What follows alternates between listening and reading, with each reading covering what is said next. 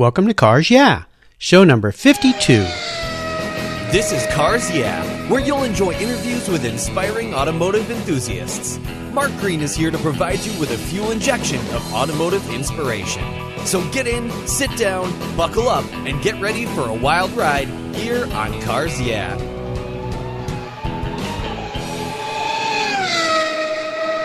Do you love vintage cars? Then go to carsyeah.com and get a free copy of the fantastic Filler Up book. It's a full-color ebook filled with fuel filler fun, with over 60 color photographs of vintage cars, plus inspirational quotes from some of the most famous automotive enthusiasts of all time. Simply go to carsyeah.com, click on the free book button on the homepage, and download your Filler Up book today. It's free at carsyeah.com. Hello, automotive enthusiasts. Today I'm extremely excited to introduce my special guest, Randy Wells. Randy, are you buckled up and ready for a fun ride? You bet. All right, sounds great. Randy Wells has spent more than 25 years behind a camera, capturing automotive images and more as a commercial photographer. Thousands of his images have been published worldwide, and he's in demand as a photojournalist and a commercial photographer. He's also a writer who captures the passion we all have for anything automotive in his words and articles. His images have been featured in numerous publications like Excellence, National Geographic, Traveler, and Sunset magazines. Randy's creative eye has earned him numerous awards from American Photo, Communications Arts magazines, How, and many others. So Randy, I've told our listeners just a little bit about you. Please take some time and share some more about your history, your career, your interests, and, of course, your passion for automobiles. Well, I suppose it's best to start at the beginning. I was born and raised in a small fishing village in Alaska called Cordova. My father was a commercial fisherman, and I spent my summers with him and ended up going to school in Chicago, eventually studying optometry. And it was there, while I was studying for exams, that I decided I needed a creative outlet and bought a camera and started taking classes in darkroom. Went to a bookstore one night, pulled a book off the shelf. It was Ernst Haas, The Creation, and went back to my little studio apartment in Belmont and realized that that's what I was meant to do. Had to make a decision. Do I continue with school? Do I change careers? I kept going to school, graduated, came back to the Northwest, and practiced optometry for 12 years. During that time, I was spending all my spare time photographing. I was eventually, by 92, I was making as much money in stock photography as I was making as an optometrist at Group Health, so I took a one-year sabbatical and didn't come back. There's one other thing. I did go in 1984 to Japan with and study with He&rsquo, and that was an inspiration for me that I was able to meet him and be inspired by him before he passed away 2 years later. I've started as a travel photographer because it was a natural thing for someone to do who sits in a dark room all day saying which is better, one or two. And I was fortunate to be able to make a good income from that at the time. Eventually, I moved on to automotive because of changes in the industry, and that's been my passion ever since. So that was about 10 years ago. So all I do is automotive now. Well, it's pretty interesting going from optometry to photography. Obviously, they both have similarities. They have to do with seeing things. So I think that's kind of almost a funny parallel of the two. However, it's so interesting. People would think, oh my gosh, you went from being a doctor to being a photographer. That's such a transition, but obviously you found your passion. And have you always been interested in cars? Have they been a part of your life? Well, I remember one of the first Jaguar XKEs came to Cordova on a boat. You could only access that town by boat or plane, and it was so sexy looking. I automatically fell in love. I think it was years later when I lived in the Northwest going to high school, that actually junior high, that an uncle of mine would bring Porsches. He was a Porsche salesman out of the Tacoma store. He brought a 911 once, and I think it was 1970. I was like teenager, and I just fell in love with the shape and the sound and everything about it, the smell inside the car. And once he took me for a ride, I was hooked. Yeah, absolutely. It's pretty neat, your story, and it's what Cars Yeah is all about, is finding your true passion and finding a way to create a career and a life around it, which is exactly what you've done. And I've been familiar with your photography for years because of the magazines that I've gotten. I tend to lean towards Porsches, but I like all things that roll on rubber. But I've seen your photography and read your writings and followed you for some time. So that's pretty cool. I didn't know that part of your history that came before, so I appreciate you sharing that with us.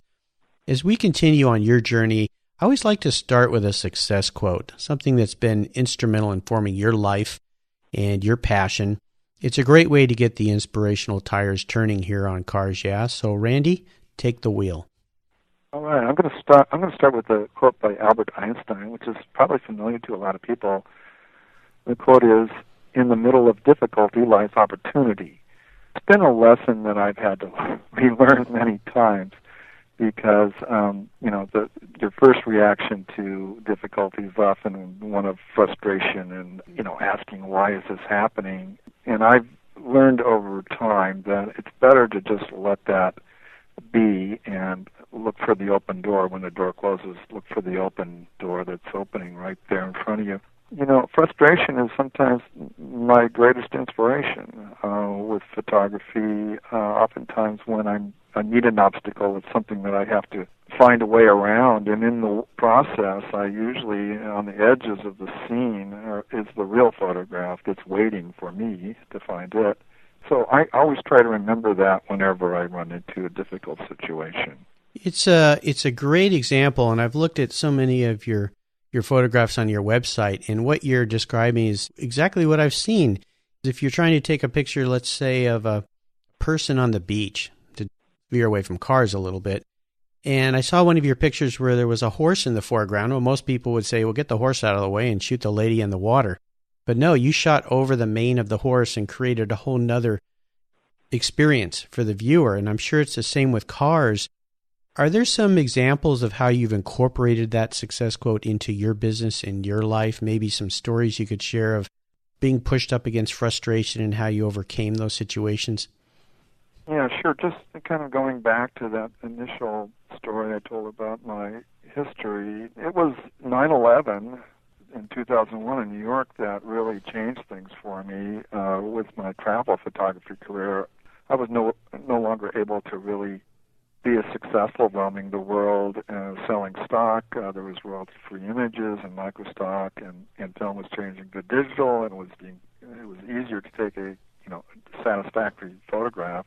It was really, at that point, I was faced with a real obstacle. I needed to adapt, or I was going to go away commercially, and so I started to add automotive subjects and started to learn to write.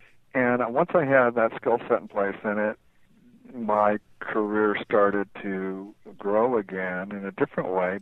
It was connected to a lot of people that I already knew because I was in the Porsche Club, and I had been in the Porsche Club for a number of years and was autocrossing and going to the track and going to some social events and going to parades and things like that. So I had the base in terms of people that I knew, and so it was just a matter of word of mouth, doing the work and trying to be, pushing the envelope. And that's really, I think, probably the best example of an obstacle. Sure. That was quite an obstacle that created challenges for so many people in the world. Oh, my goodness. You talked about that Jaguar XKE and that Porsche you saw when you were younger. Could you share with us a story about what instigated your passion for cars, that pivotal moment in your life when you really realized, I'm a car guy? Well, I think, road and track I was never a car and driver kid. When I went to think about, where am I going to spend my paper route money, it was road and track because I felt like they seemed to be more connected to the essence of cars. And I really loved swoopy-shaped cars that were fast, cars that looked fast, cars that sounded fast. I wasn't really into American cars. Like when I was in high school, I bought a 1969 Ford Capri Mark II.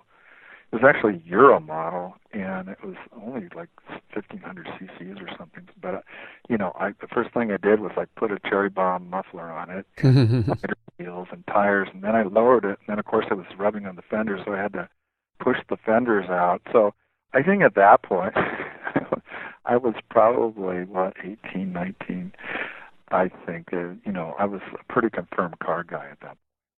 Yeah, how many of us have done that? Roll the fenders and put oversized wheels and tires and the exhaust systems and bigger cars, all those things. So very cool. So Randy, what I want to do now is take a look at some of the roads you've driven down and really crawl under the hood and get our hands a little dirty perhaps, and ask you to share a story with the listeners about a huge challenge you faced or even a great failure in your career that really pushed you to a breaking point. But more importantly, how did you overcome that situation and what did you learn from it? I think I've alluded to probably some of the bigger challenges I've faced. I mean, there's been some individual challenges just on assignments, but I guess I could relate a story. It's not car related, but it's travel related. I went to New Orleans to photograph the Mardi Gras. I parked on the street as soon as I got there to shoot a parade that was before Mardi Gras. Finally, hours later, went to my hotel room to check in. I gotten bumped. I went to the new hotel, discovered that I was parked in the zone where I would not be allowed to park, and I was towed, but I couldn't pick the car up until like 2 days later. So, I checked into my new motel room, got up in the morning. It was raining. I only had one camera and 2 lenses and like 8 rolls of film, because everything else was in the van, and I just went out and shot. I met the most lovely people. They invited me up on their deck on Bourbon Street, and I photographed the festivities and the parade later. And and before that, I was sitting in the hotel room, wet and tired, and I only had one set of clothes on. I got a hair dryer from the concierge and dried off my clothes, and went back out there. And by the time I was done, I got some wonderful images, and when I told somebody in New Orleans about it, he said, well, at least he didn't get mugged. So, I mean, there's always a bright spot, Yeah. even when it looks really dark and gloomy, and you just have to keep the faith and look for that light at the end of the tunnel and just remain open and flexible to change. I think that's really important. Of course, absolutely. Randy, let's shift gears and go the other end of the spectrum. Would you share a story with us when you had a real aha moment in your business, a time when you realized that, I think this is really going to work, being a photographer, taking pictures, specifically cars, let's say, and tell us how you took that aha moment and turned it around into a success. Well, I can tell another story, I think, that would demonstrate that. It was 2001. I happened to get a phone call from Pete Stout, who was then at Excellence Magazine. He asked me to photograph my own car. One of the cars I have is a 72T with at that time it had a 3.2-liter Motec and RS flares. He said, and I want to pay you. I said, wow, you're going to pay me to photograph my own car? That sounds great. It wasn't much longer after that. I continued to work with Pete and Excellence and other magazines. I thought, to myself, this could be a way to supplement that travel photo income. So it did. It's just been amazing. I have an automotive photo studio in Bellevue, Washington now. I can shoot individual cars for owners, and I'm traveling a lot up and down the West Coast and sometimes to the East Coast and Midwest on assignment, and it's grown into a successful business where I'm very busy. So I've been blessed that way. Well, isn't it fantastic when that aha moment happens? And I shared this story in one of my blogs at carsyeah.com. It was when I was a kid, and I loved washing, detailing cars. My next-door neighbor had a brand new 450 SL when they first came out in 1974, and I went over and asked Mr. Swanser if I could wash his car, thinking he would say, "Get away from me, kid." And he said, "Of course." And he actually let me back it out of his driveway and drive it over to my house and pull it in. I was 14. I'd never driven a car before, and I spent all day on that thing, and I took it back to him, and he came out and said, "Wow, it looks better than when I picked it up at the dealer." I said, "All right, we'll see you." And I started to walk away, and he said, "Well, what do I owe you?" And I turned around and went, "You're going to pay me to do something I liked doing. Just a magical moment. And that created a business that ended up paying for my college education. And I detailed cars all the way through high school and college. And when I even got married for a few years so we could buy our first house. So those are really wonderful moments when you realize I can actually make a living doing what I enjoy. And that's what cars. Yeah, and that's what Cars Yeah is all about, is inspiring automotive enthusiasts. So that's wonderful. Let's have a little fun here, Randy. What was your first really special car? And would you share some memories or maybe some adventures or stories about that vehicle?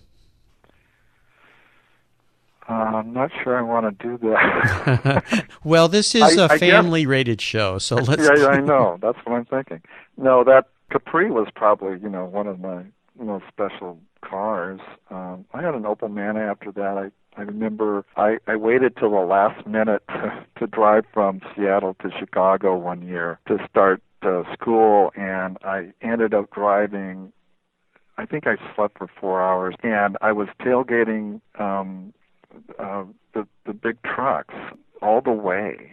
And of course, back then it was sort of okay, and they would flash their lights at me and when I needed to pass, and I just, that was an amazing trip, just to do it, drive for that long a period of time straight. Now, you said an Opel what? What model was it? It was an Opel Manta. Oh, Manta.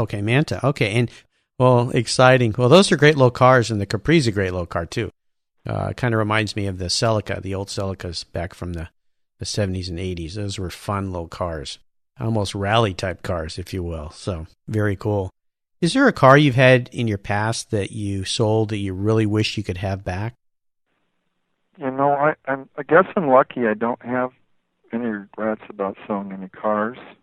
The good ones I've held on to. Fortunately, I don't know why, but some cars are just good cars.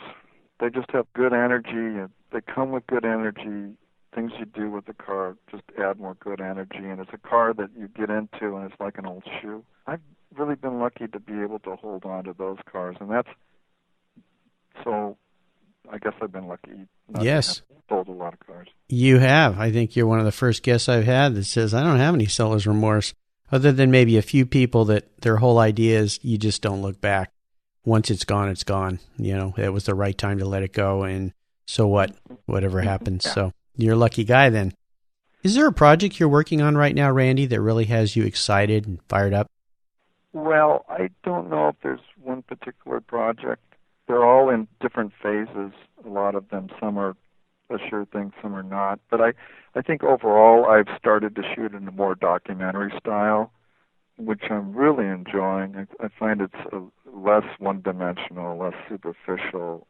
The challenge is to put more layers into the photographs and capture the essence if possible.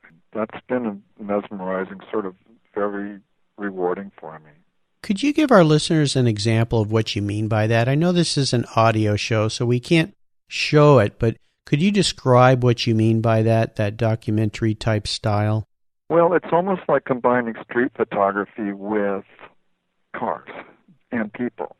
I think the people and the cars are linked together, and oftentimes we just focus on the cars as automotive photographers, and we don't incorporate the owners or, even spectators around the car or people that are working on the car. And I think that human quality adds a lot to the photograph, and you can arrange in terms of cropping and composing with the frame of your camera viewfinder, a composition that has layers to it, that has a foreground and a background, and maybe you're shooting through something, maybe a shadow's coming across as creating another design element, maybe you're shooting in a more selective focus kind of way, or it's backlit, or something is more symbolic that's coming out of the photograph than just a photograph of a car sitting on a road. That's, to me, is a more meaningful photograph for me personally, and hopefully for the viewer. Oh, that's a great way you described it. And one thing that comes to mind, I like going down to the Monterey Historics and Pebble Beach events every year, which in the case of this recording are coming up next week. And I was down there one year, and I like to take photographs. I'm nowhere near as talented as you are, but I enjoy it. And there was a gentleman with a large, older vehicle. I believe it was a Duesenberg. And he must have noticed something happened, maybe in transport, a chip or something. And he was leaning over this giant fender. And it was early in the morning where that fog is coming in over the bay onto the 18th green there at Pebble Beach. And he had in his hand a gallon container of paint and this tiny little brush. And he was holding this gallon over this engine. And you know those doozies have big green engine blocks.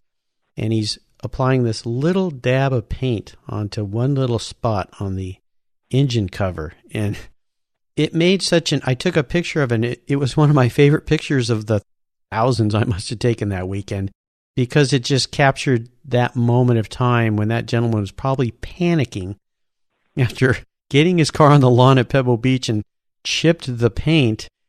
And all I could think about was, oh my gosh, don't drop that gallon of paint all over that engine.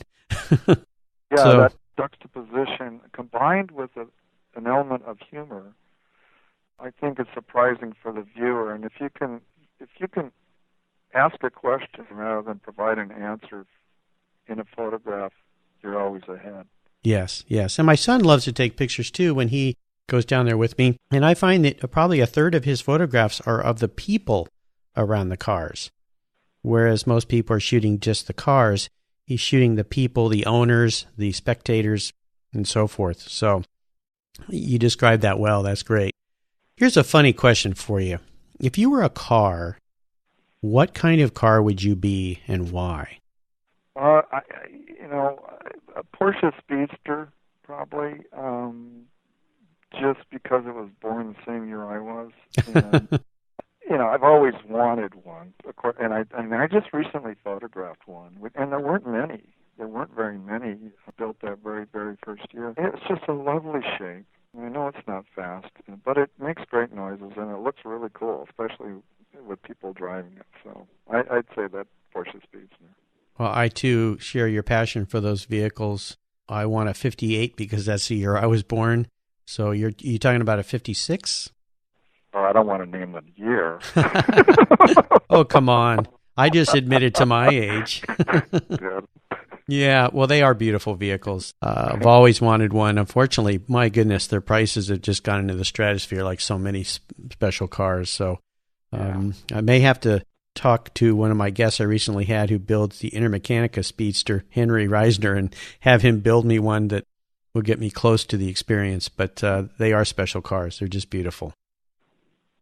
Randy, this is one of my favorite parts of our talk. I call it the last lap. And this is where I fire off a series of questions, and you give our listeners some very quick blips of the throttle answer.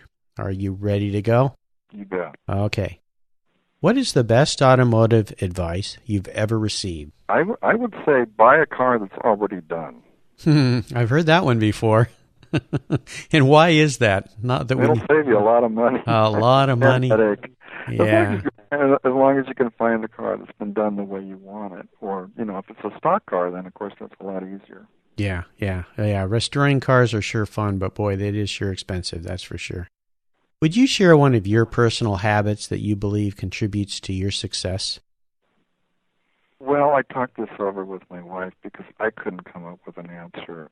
And she said that I live and breathe photography, which is probably true. I think it's just part of who I am. It's really what I was meant to do, and I've been lucky enough to discover that.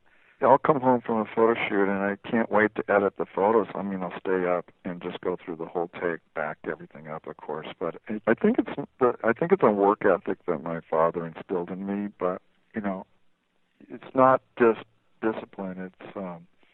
It's a needing to do it. Mm-hmm. Yeah, a drive, a passion, a tenacity. I believe you're right. If you really love what you do, it's not like work. Henry Ford had a great quote that if you love what you do, you'll never go to work a day in your life. You obviously love what you do. That's great.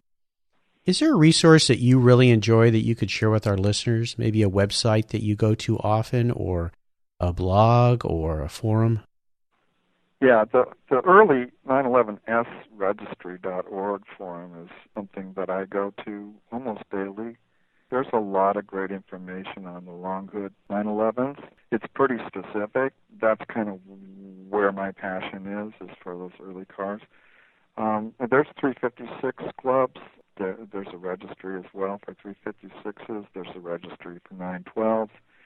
There's a Ferrari registry. There's registries for any make and model car that out there now, with the internet being the way that it is, that provides a great resource for people. I think everybody probably wakes up and grabs a cup of coffee maybe and goes down to the computer and just kind of checks in for the day, and it's a great way to wake up and start your day with that like-minded enthusiasm. Sure, exactly. Is there a book you've recently read that you could share with our listeners that you really enjoyed? As a photographer, I think I'm more influenced by images, and I don't look at automotive images that much, other automotive images that much. I don't do a lot of Photoshop in my work. I'd rather base it on a more of a pure seeing approach. So the books that I tend to look at are either geographic photographers that photograph cultures, or street photographers that are doing, the documentary style of photography that I've sort of been drawn towards recently. So, one book that I think is really good in that respect, it's not an automotive book, but it's called The Photographic Essay, and it's by William Albert Allard. And I think that's a worthy standard to achieve towards in terms of the kind of photography I'm trying to do. Great. Well, thanks for sharing that. Do you have any other interesting hobbies outside of your passion for cars that you enjoy? Well, I've been a record collector for a number of years, so I have an interest in audio and long playing records. So I guess I'm kind of old school. I'm kind of trapped in the 60s in a lot of ways, but it's not that I don't. I mean, I have the latest Mac. Oh, that's good. And the latest hard drives and the latest cameras and lenses and whatnot. But in terms of just a physical media kind of thing, I'm really drawn towards mechanical things that have feel, that have a kind of a soul to them. Those are things that I enjoy. Anything like that, clocks, watches, cameras, records, stuff like that. That's old tribal rugs, things like that. Sure. Well, and in our pre-show chat, I'll tell our listeners that Randy told me that he has a dial-up phone that he hardwired into the wiring in his old house so that he could use the old dial-up phone. So you're being true to your word, my friend. You do like the old mechanical things. That's pretty funny. Well, I'll remind our listeners that you can find all the resources that Randy shared with us at carsyeah.com/Randy Wells. Just type Randy into the search box and his show notes page will pop right up, and you find everything that he's been so kind to share with us. All right, it's time for the checkered flag, and you know what that means? We're nearing the end of the race here. This last question can be a real doozy. If you could only have one collector car in your garage, and this is something that you can't sell to buy a bunch of other cars with, and money was no object, what would that car be? And more importantly, why would you choose it? And why is it only one? That's hard. Well, that makes it a little more difficult. I didn't say this was going to be easy. No, you didn't. I think there's two cars that are so raw and exciting. See, there you go, two. Okay, go ahead. Almost scary. Go ahead and tell me two. I'm hedging my bets. I guess I'll let you pick one of them. They're two entirely different cars. One's a Porsche Carrera GT, right? We know that's not easy to drive. And the other is a Ferrari F40. I think they're both require your full attention and when they're being driven, but they make such great noises. And they look so cool, and I think that they're so visceral in the experience that they provide, not just aesthetically, but in terms of the dynamics of the car when it's underway. I think that they're both just iconic cars. Well, and you said I have to choose between those two, which is very hard for me because I'm a Porsche fan, but I've never driven a Carrera GT, but I have driven an F40. And oh my goodness, that was absolutely amazing. So, I don't know. I'm going to make you decide which one right now. You have to decide right now which one will it be. I'm going to go with Carrera GT. All right, a Porsche guy through and through. I thought you'd do that. That's great. Yeah, those are great cars. I got to ride in one, but I haven't been able to mooch a ride yet to be able to drive one, so I'll have to find somebody and do that. Great choice. Randy, you've taken us on a great ride today, and I've really enjoyed your stories and learning more about you that I didn't know. That's spectacular. I want to thank you for sharing your journey with the listeners and with me. If you could give us one parting piece of guidance before you drive off into the sunset in that Carrera GT, and then let our listeners know what's the best way for them to learn more about you and your business, and then we'll say goodbye. All right, Mark. That piece of advice would probably be what I started with, the inclination to follow your heart and not your head so much. And you can see more of my work at randywells.com. randywells.com. Well, I'll remind our listeners that we'll post a link to Randy's website up on the website at carsyeah.com/randywells. And you can go check out all of his photography and all the great things that he produces. Do you have a blog that you send out regularly?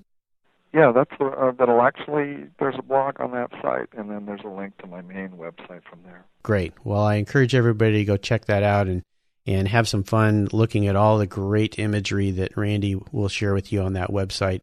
Randy, thank you for being so generous with your time today, your expertise, and sharing your experiences with our listeners.